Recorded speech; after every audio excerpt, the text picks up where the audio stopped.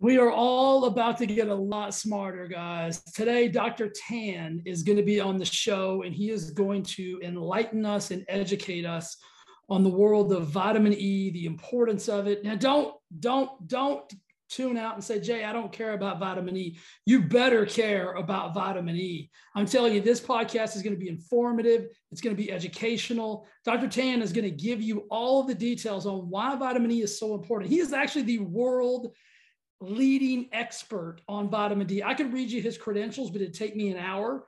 This dude is deep in the streets when it comes to scientific research, chemistry, biochemistry, the human body, and what we need to know to live longer, healthier, more productive, and awesome lives. Guys, I promise you, by the end of this podcast, you are going to be smarter. You are going to be enlightened on why you need vitamin E and why it is so important to all of us. So get yourself a piece of paper, tune in, get ready to get educated, and let's have some fun. All right. Dr. Tan, welcome to the show. I'm happy you're here, man. We had such a great little chat before we started. It's going to be fun. Thank you so much. Yes, thank you so much for inviting me. I'm looking much forward to this and deliver healthy information to people who need it the most.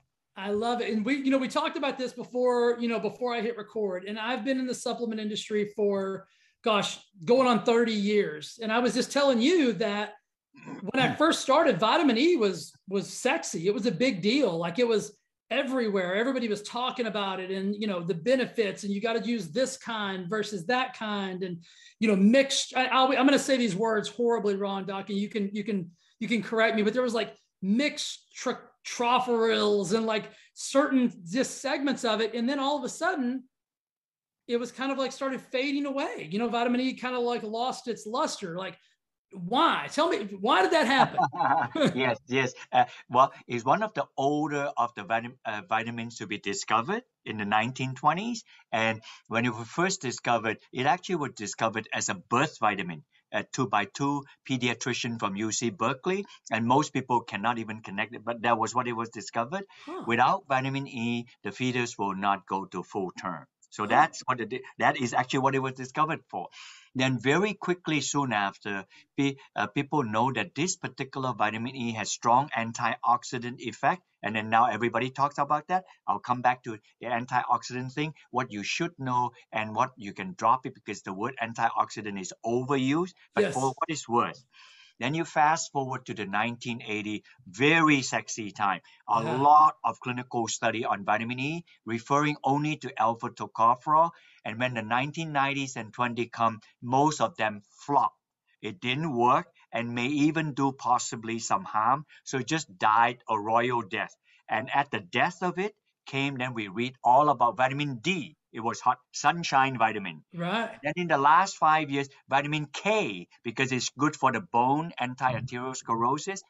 Here today, I'm coming to tell you why you not throw away vitamin E, the baby with the bathwater, but what kind of vitamin E that is good. So I'm here to tell you that. But yes, there was a time that was up, and then it quickly went down, up. And I think it's partly because people assume vitamin can do all of these things, and then they found out, wait a minute, there are nuance. Let's understand the nuance. What is the good part and what is the part that, okay, we overstate it. So I'm here to clarify this. Hopefully your audience will get really excited and walk away with understanding of the vitamin E. I'm excited. I think they're going to be excited too. And you've been doing this for 40 plus years. And so you've seen the peaks and the valleys. And so, first of all, how does, your credentials are, longer than my arm. It'd take us an hour to go through them all, but you're unbelievably educated, obviously super intelligent. Why did you pick vitamin E, Doc? Like, to become a leading world-renowned expert in, like, it's like I said, it's not the sexiest thing on the planet. Like, how'd you get here? Yes, to get there, it was by accident. I wasn't even looking. So a long time, and much of the good things in life, they are not purposeful. You purposely want to do certain thing right, but in the process of doing that, you uncover other things. truly my life was like that, you know. So how did I do it? I originally was from Malaysia, of Chinese descent. My parents were from China. I was born and raised during the British occupation there. And then today, Malaysia is a Muslim country. Malaysia and Indonesia produce a lot of palm oil. If you go to Whole Food to buy palm oil, they are reddish color. Only when they process them, they look yellow. Most Americans don't eat so much palm oil because they're saturated. So there are many other things. So I was doing research. At the time, I was a University of Massachusetts professor.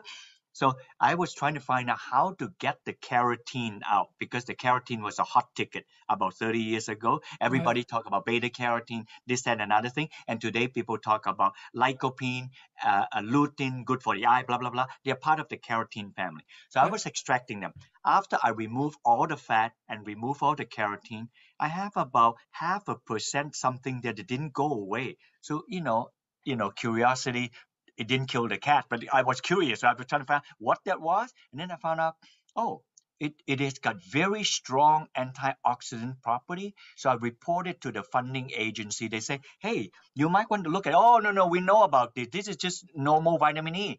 Then I said, so I did more research. Then I found 4 things. One of them is normal vitamin E, and the other 3 things are not. Then I say, yeah, it's vitamin E, but only 25% of the time. So my curiosity was highly aroused. What is the other 7? So no, vitamin E. No, it's not. It's 1/4. The other 75% isn't. So anyway, I persisted with them. They allow me. That was when I discovered tocotrienol in palm oil. That was it. So it was an accidental find when I was studying the keratin. So I got excited. Then I studied it, very strong antioxidant, blah, blah, blah, like this. Then magically, 4 or 5 years later, I was contacted by the Prince of Thailand. This is a magical, like, pixie dust moment. It was Doc, hold on. Did you just say the Prince of Thailand? Yeah, but the older Prince of Thailand. And he did. Okay. Yeah, okay. So he said that, we heard that you do tocotrienol. We would like you to do something in Thailand, blah, blah, blah. Then I said, I'm not Thai. I don't know what is important in Thailand. Then he said, how about teak? Because teak, you see, they have heavy. And how about rice? Because rice is sacred to them.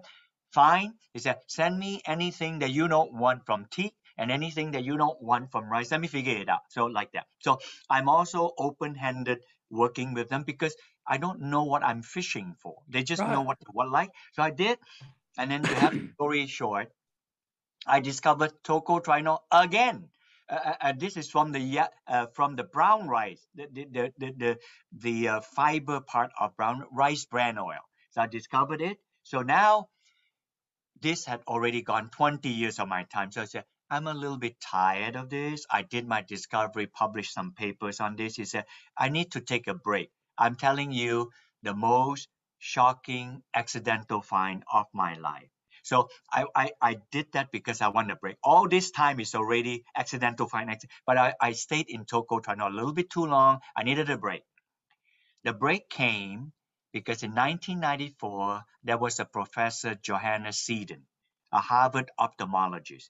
He said that on the back of the eye, on the retina here, when you look at the eye, and the fovea, which is high pixelation, you have lots of zeaxanthin, and as they flank out of the eye, have a lot of lutein. And she theorized that this lutein and zeaxanthin will filter out blue light so that people, when they grow older, they would not have macular degeneration. Now everybody knows that. Actually, if you go online, you can buy lutein and zeaxanthin. This is 1994. So I was so I just thought, okay, the break that I would like to take from tocotrienol would be, I know that in South America, they have this giant marigold, that the petal, I can extract this. So I went to South America. Remember what I told you. I went to South America wanting to take a break from tocotrienol to look for this marigold that I can extract the lutein that protect people's eye. All good, to protecting our eye, because we don't want to have a rich, wonderful life and healthy life, and then we don't have eyes to see anything. That's no good. That is an important activity, So I went there and I found it. And truth be told, as in the book later, people can download. I took the whole story here. I'll just show you the picture. This is a younger me on this picture here. just pardon me for 1 second. No Here. worries. So here. In the picture, a younger me. Yeah. I was in Peru, and then I find the giant marigold to prove to people that's real. But this is the bud, the real bud. 20 feet away from me, there is this lovely and beautiful plant called annatto. Annatto, the British call this the lipstick plant. If I were to touch this, it will stain my hand like you see here. Oh, wow. Where do you find annatto? And annatto, you'll find annatto in cheese. You go to Whole Food Trader Joe, that yellowish orangey hue, or Dorito chips, or macaroni and cheese, that yellowish orangey hue is annatto color. It's not a weird plant, but in the West we are known for that. In the Amazon, is since time memorial. You can see they use nothing on the Inca Indians like that. An Inca boy that make on his hair. You can see the annatto here. Oh, He yeah. used to color his hair here so that to repel insects. There you have it. And it's truly an Amazonian plant. This picture, the seed here, this is a blown up picture. The seed here is the size of grape seed. That frog here I was so glad that this frog does not like me to take picture of it. You can see from his eye. Oh, yeah. It's about the size of a dime. So this is a wow. blown up thing. The whole frog. So this is an Amazonian tree frog. So this is to show you that this plant is truly an Amazonian plant. And then, did you know what it was at the time, Doc? Did you know? I only know that it was an annatto plant. And just to let you know that this is factual, I took picture of a younger me with some hair. Then you see that? Looking at annatto plant. Yeah. So let me tell you the story how that happened. I saw the plant, and that color is also carotene. It's just not lutein, beta carotene, or I think, but it's a carotene. And I knew in life, carotene are unusually unstable, much more unstable than fish oil, much more unstable. Then I said, hey, carotenes in life are usually bound. Like if you cook carrot, even high temperature, the carotene didn't get destroyed. And then if you cook tomato, the lycopene, they didn't get destroyed. We eat Italian food using tomato. And then I said, oh, what about New England lobster? Yucky green color. As soon as you cook them, they turn color. There's astaxanthin. That means that the protein deproteinate, and then you see the color. You cook the protein, and then the color shows up. All this is to let the audience know I am down to earth. Yes, I'm scientist, but if I can't communicate the information to you, it's a lost cause for me. Right. I'm trying to tell you that carotene are so unstable. They are usually bound. They're usually inside the cell so that it's protected. It is true for every carotene, including the lutein from marigold, except the carotene from this. Why? Because if you touch it, it stains you. It's not bound to anything. Right. You follow? It stains you. So because of that, I make a hypothesis. They must be a powerful other chemical, which is an antioxidant that protect the color from degradation. You follow me on this? Yeah, totally. I was just making an assumption. Then I said, and then when I came back, I was expecting it to be a polyphenol because there's so many antioxidants out there that are polyphenolic. Surprisingly, it contained vitamin E.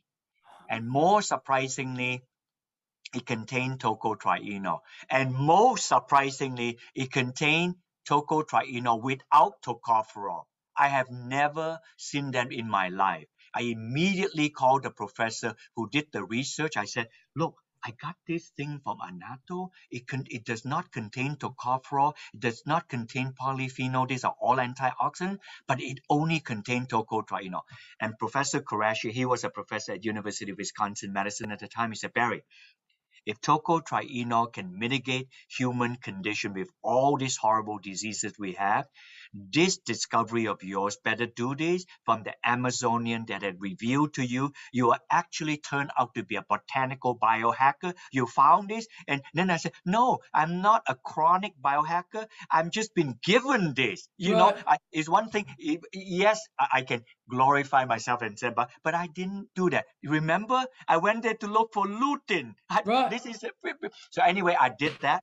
That was 25 years ago, Jay. Wow. So when I did the analysis, so in my last 25 years, I did hundreds of animal study and about 20 over clinical study. I'm dying for you to ask me what study you like me to review to you to study. That's it. And then this is to show you, as I was a young man, that was a long time ago to do this. So, and then I feel not so much that I'm so smart. I feel that I went there for doing something like A. And then I was so curious of something like B. Yeah. And then I discovered something in B.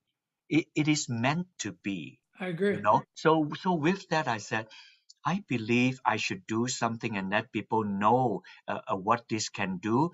So far, I'll put it, we have hundreds of studies. What we found that they are particularly good with chronic condition. So then the audience is going to want, tell me what kind of chronic condition. Now, we don't study all kinds of chronic condition. We tell you what kind of chronic condition we have studied. We study lipidemia. When people get older, their lipids in their blood go wacko. Too high cholesterol, that's a lipid. Too high triglyceride, like that, lipidemia. Another area would be what people call metabolic syndrome. If that's too big a word, we talk about it. Yeah, go ahead. Okay. So, and then I'll even break it more down for you. In metabolic syndrome, you can break it down further. One of them is pre-diabetes. That means that the sugar is not high enough to be diabetic, but normal high. And then another group would be diabetic. So their sugar is clearly above that of what is desired. So we study pre-diabetics, diabetics, and then we study yet another group. Because I know that people who have metabolic syndrome, they have a silent disease called fatty liver disease.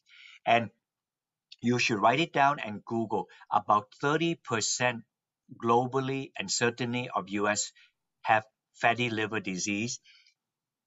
And the acronym you can Google to read about it is NAFLD.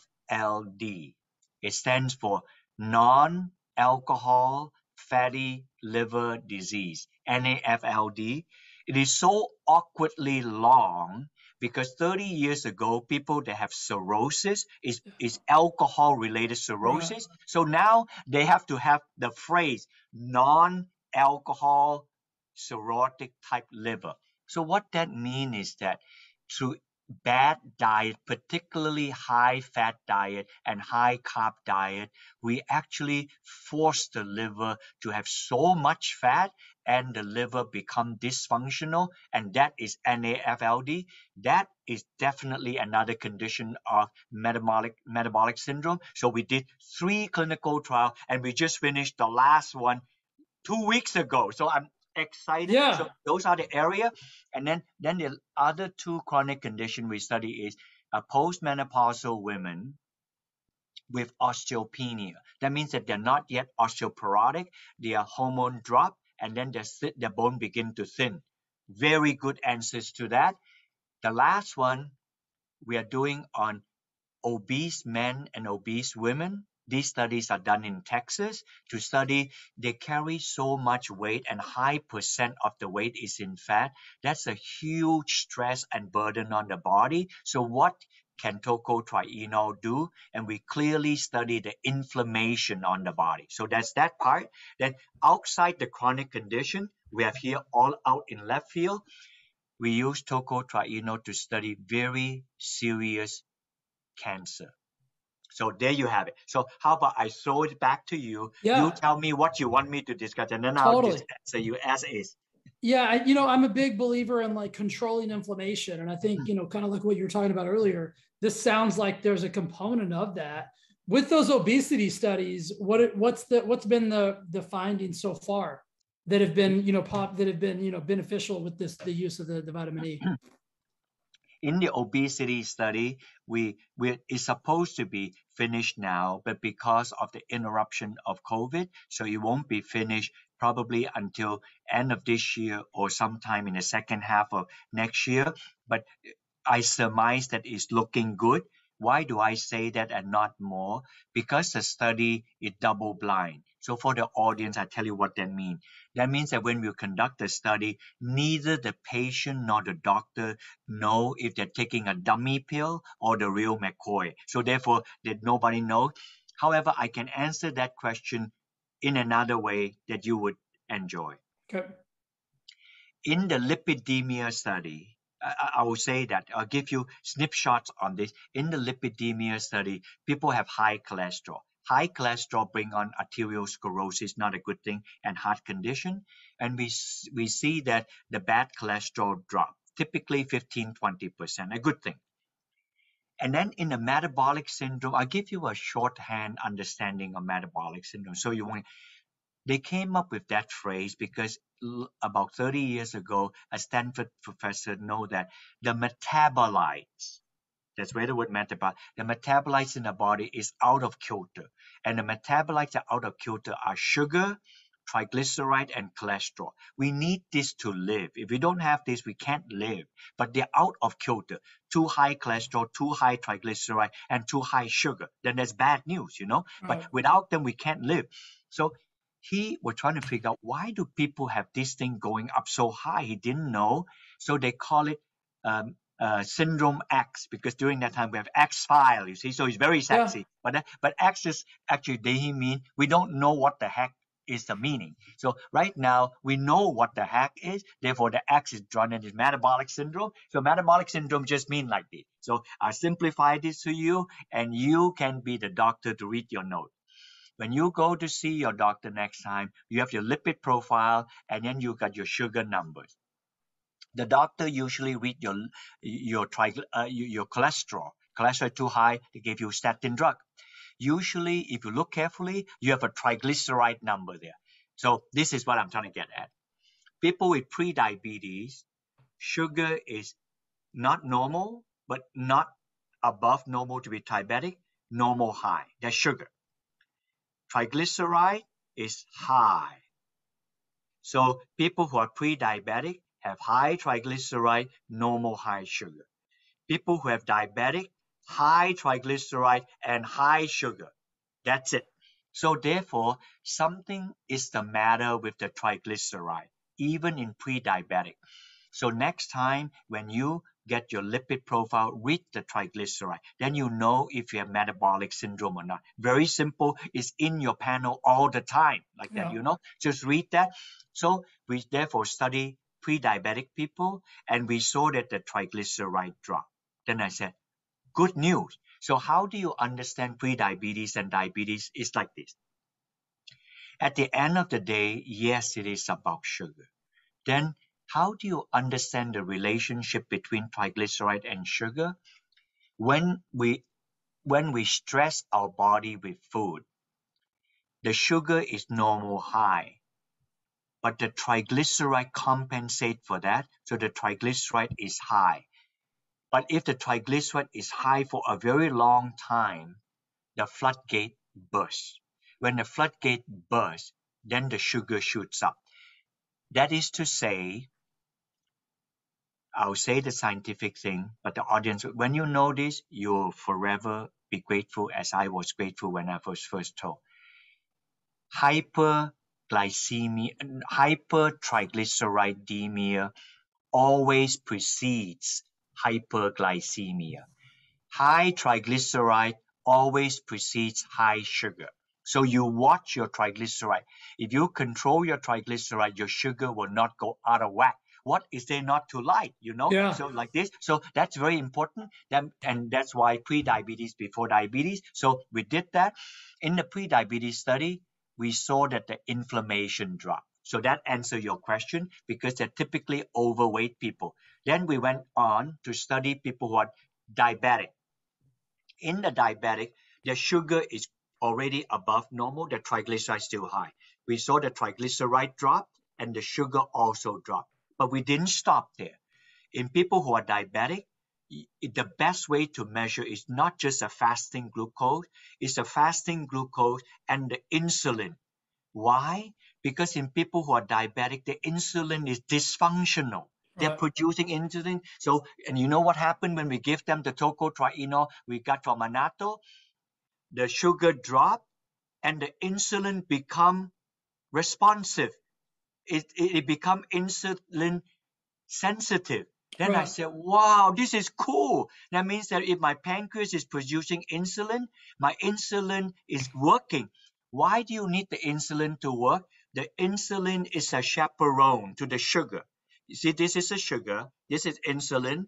The insulin have to recognize the sugar and take the sugar into the cell. That's why the blood does not have high sugar.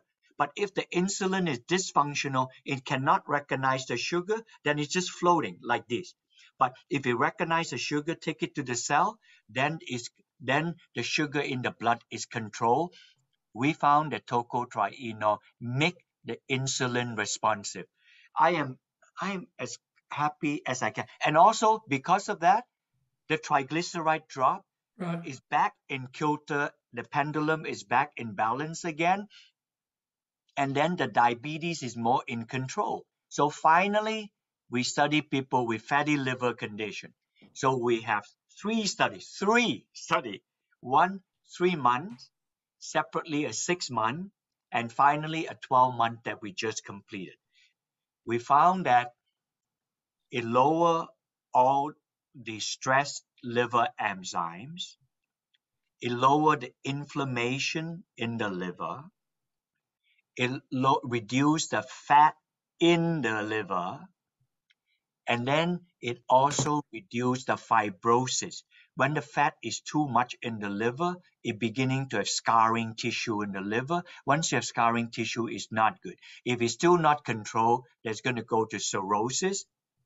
That's a bad word, really bad word. And then after that, you need to have liver transplant. Very bad word. You want it to go this way, not this way.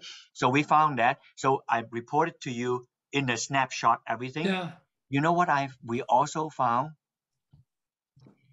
In the pre-diabetic and diabetic study, they're very different study. They are overweight people like that. They may or may not lose weight, similar like that. But in the NAFLD, the fatty liver study, in the 3 months, I kid you not, in the 3 months, the 6 months, and the 12 months, they are independent study, published independently. They are just past overweight, just in the borderline obese. We were not looking for weight loss.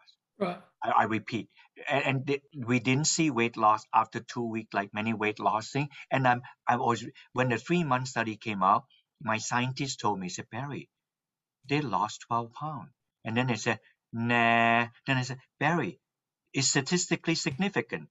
I'm a scientist. I got to deal. Then, but you see that if I would be a marketer, I jump on it. And then I said, and let's wait for the 6 month study. The 6 month study came back. Barrie, is statistically significant. They lost 16 pounds. I said, my God, I got to deal with this. Most people would go there, and then I got to deal with this. Then I said, wow. Then I said, and then I told Anne, I know I'm a little skittish on this. We're committed to a 12-month study. Let's figure that out. And after that, I will stake my hand and say what I had to say. And the 12-month study finished consistently, repeatedly, sustainably. I use all three words. They lost weight at 3, 6, and 12 months, a minimum of 10 pounds. Now, this is not a weight loss program. Right. You know, for overweight people and for people who have fatty liver, losing 10, 12, 15 pounds is nothing to sneeze at. And you know why I thought it lost weight? They lost weight because their body metabolism was so out of kilter, it came back in balance. When it came back in balance, then the inflammation is dropped, the stress is reduced, and the body lost weight. I'm just thinking we are going to put a press release out. So if you follow me on Facebook, Twitter, whatever, we're going to put this thing out, or I will send you the press release very shortly as soon as it come out. So I'm here to say I'm actually very humbled by the finding. You know how long I take to do that study, ladies and gentlemen? Not 1 week, 1 month. I've taken 5 years. What I just told you in 10 minutes. So this is a labor of love because I'm so committed to this.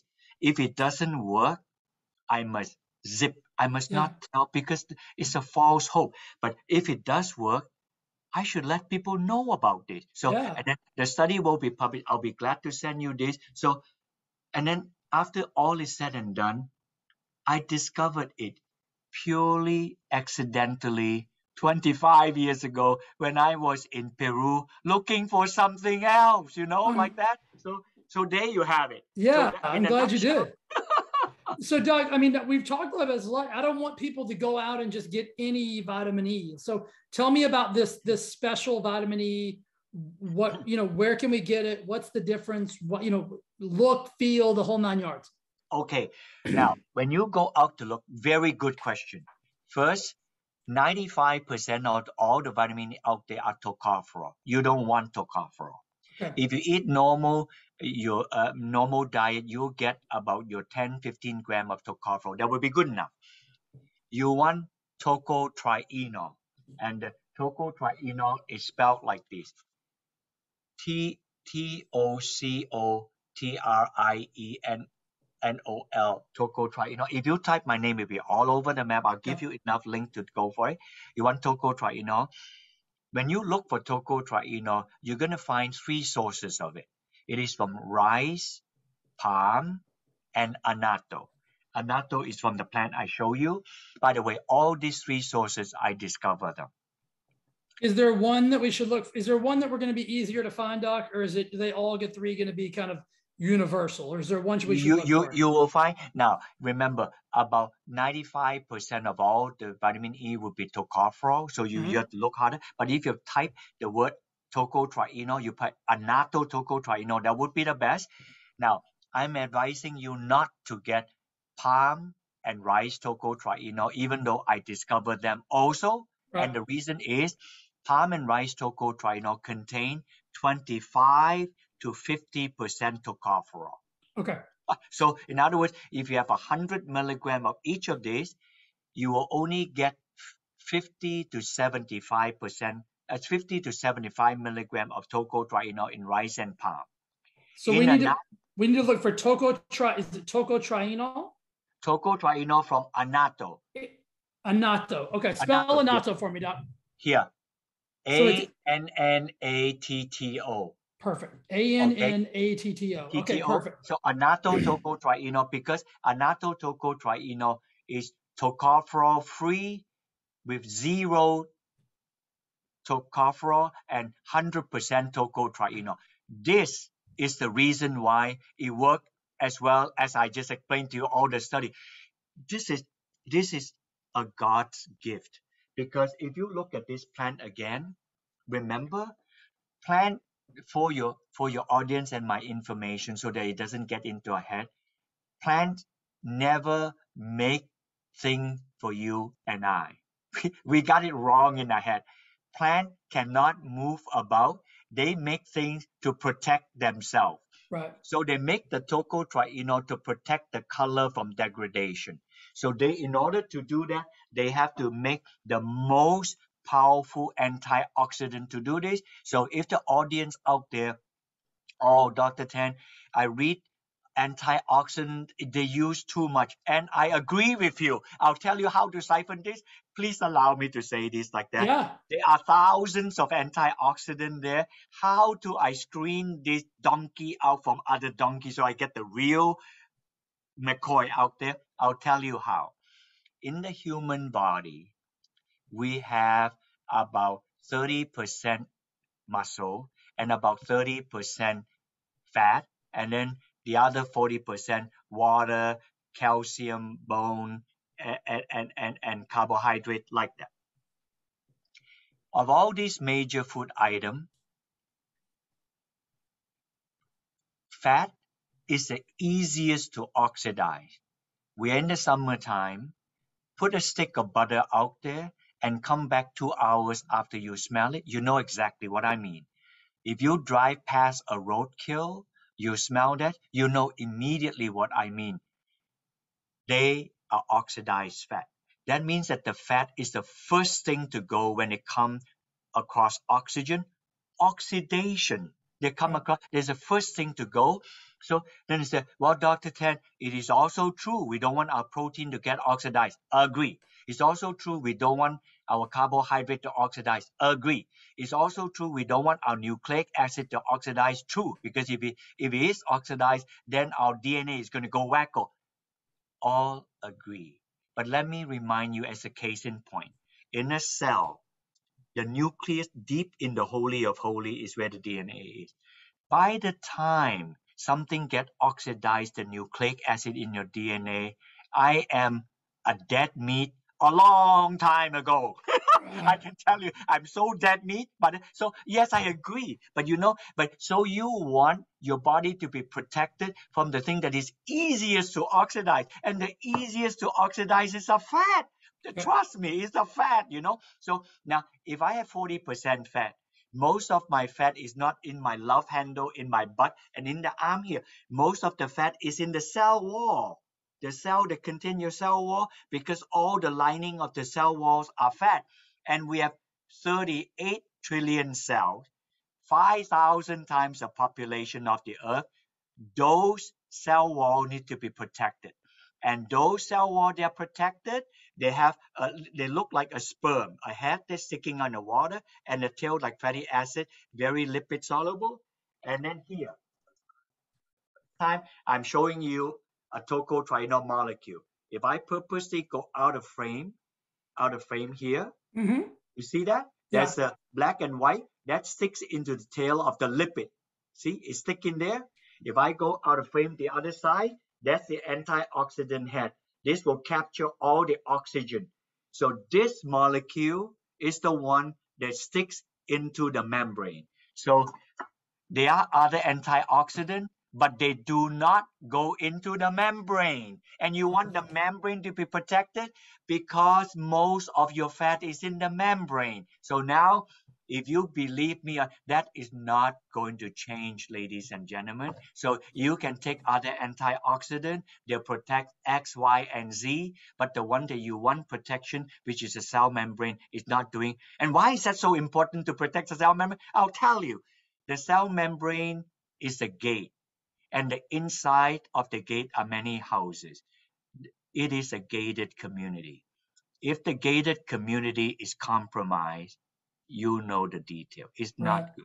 So you want good nutrients to go into the cell, and you want waste to go out. I know people don't talk simplistically like that. I'm bringing it down to very primary thing. If you don't have your cell protected, then anything goes. And if anything goes, then then sorry, Jose, then your nucleus is going to be attacked, and then your DNA will get destroyed. But the DNA don't get destroyed yet until the whole cell wall is wacko. But when you go wacko, the gated community is compromised, breach, and then you go to attack everything it goes in. Then the mitochondria get wacko, the cell wall get wacko, and everything else together. So all that to say, protect your cell wall. And the tocotrienol is 50 times more potent than the tocopherol. So if I were to be, I know you may ask this, I presume you can ask it. So how should I take tocotrienol? How much if I have different conditions? I answered it. If I were to be a normal bloke, a normal chap, I'm so blessed.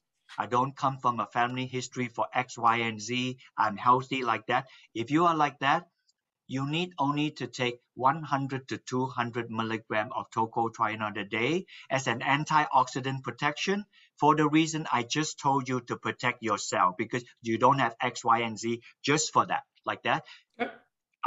Then if you have mild chronic condition, I gave you some examples there Mm-hmm. already. Then you take 300 to 400 milligram, or you have a family history of your mother have breast cancer, your father have prostate cancer or some such thing, colon cancer like that. Then, but you don't have. Then you take or mild chronic condition like pre-diabetes. Then you have a serious chronic condition. I gave you many examples already. Then you may have to take 400 up to 600 milligram. And where did this come from? It is derived from based on all the clinical study. We cannot sell on a bottle on this. We are not allowed by the FDA. I Right. base this number on the clinical studies that we do, and we are really grateful. We heard many testimony on this. We cannot post on our website because the FDA will come after us, but we definitely can tell you the clinicals that we did this, and this is what it worked on people. I am really thrilled. I never expected 20 years ago that I would have this outcome, and today when it did, I mean, I will be 70 years old next year. I That's want to do awesome. this before my time is up, and then I don't have a voice to tell other people. Yeah. That's not cool, you know? And remember, No. this is an Amazonian secret. I discovered it, and now it's going to go back to the Amazonian secret. That will be a sad human story. If I, Yeah. and so if you want to know how I discovered more, you can download the whole book. I Okay. did it as a labor of love, and on the book here, you can type in barrietan.com. My name is spelled BARRIETAN, one word, .com/book. And then you go after for free copy of the truth about vitamin E, like that. So I'll be glad. If you want to get a physical copy, we still don't charge people. If you write to me, I'll send you an autograph copy. And in it, I give all the references. I wrote down how I discovered it and conditions of studies that we do. Purely So cool. for the love of it. I want to send it out to people. Dr. Tan, you are an absolute rock star, man. I appreciate you educating and enlightening us and entertaining us with this. I think this is, I mean, it's gotten me revitalized about vitamin E. And I think you've brought some, some necessary spotlight back to it because it's vital, it's important, it's essential. Yeah, and if you have difficulty finding the right vitamin E, we call this Delta Gold. It's just a trade name. Delta If you Gold. still cannot find it, you go to our website, American River Nutrition. Very simple. I have my colleague's card here. See? So American River Nutrition. Okay, that's Nutrition easy. at American River Nutrition. After you go in there, you can download the white paper about tocotrienol there. We only make 3 products and we make it proudly. I'm an immigrant in the United States. We make it here in Massachusetts. It is That's not awesome. made in some other place, made here like that. So we only make 3 products. We don't sell finished product. And if you go to a place in the website, they say buying product, we'll tell you all the companies that sell our product like that. The other 2 products that we make is no time to discuss it, but I'll state it. Maybe another time in the future you can interview me on it. Okay. One is on back here. You can see the long molecule CoQ10. Okay. CoQ10 is for energy, and we call it dual quinol. You can download that. And when I was extracting the tocotrienol from annatto, from this same plant annatto here that I show you many times before, that have the tocotrienol, I also found this molecule. It looks similar to the vitamin E, but it's called, I'll tell you the whole name and I'll acronyme it. It's called geranylgeraniol. And it's acronized as GG. When you go on my website, you can download all of this. Now, Okay. this is a very different compound. This compound here, your human body makes. Our body makes it. So the tocotrienol, our body doesn't make. So now, if the human body makes it, it begs for the question, why our body makes this compound to do what? Right. Like that. And we are the first company in the world doing this. I will tell you the shorthand, and then we'll leave it as a cliffhanger. I love it. Cliffhanger for you to do this in the future for me. GG is required in the body to synthesize vitamin K. And vitamin K is needed for clotting, for strong bone, and for not calcification in the artery. That's a very big thing, vitamin K. Okay. GG is also required in our body to make this CoQ10. And Okay. CoQ10 makes energy in our body. So this is this tiny compound. The last one for all your audience out there, because you will surely be interested in it. Maybe not when you're in your 20s and 30s, but if you are 30s and above, you're sure to be interested in it. We make proteins in our body, probably about 40% weight in the body. But GG is required for the synthesis of skeletal muscle protein. That means it's responsible for making muscle. So now when you get older, why do we have loss of muscle mass? People say sarcopenia. Or when people take medicine like statin drug, they have myopathy. Myopathy, something wrong with the muscle. I mean, how simple. So if you have myopathy, in both of these two cases, it's because the drug inhibit our body to make GG, and therefore they have myopathy. And as we grow older, we don't make enough GG. That's why we have loss of muscle mass. If you have older parents, you look at the muscle, you'll know exactly what I mean. So therefore, and we are the first company doing this. And so if you go on the website, download the white paper on GG. Still, I know you're gonna exit soon like that. I still want to say what I said at the beginning. This is purely a gift of God, because I went to South America looking for something else, and then I was blessed to find out the tocotrienol, and I'm further blessed to find out the GG that is good for the body. Then I said, wow, I have to stick around and tell people. So we're doing clinical studies now on GG. That's awesome. So if you interview me about a year from now, or if you find that the white paper that you download interesting, write to Jen that you connect with, and you can have me another interview. Don't talk about this, but entirely on GG. Would love to do it. Doug, the thing I love about you the most, I mean, and it's obviously you're, I mean, so educated and everything, is that I feel like you love this. And I love that about you. I feel like you legitimately love what you're doing and what you've done. And I love that about people who are passionate about the gifts that they get to bring to the world. I don't care how you stumbled upon it. You were, in my mind, you were supposed to be the guy who did this. Thank you. Thank you so much, Jay. I know you have a big following that follow you on podcast.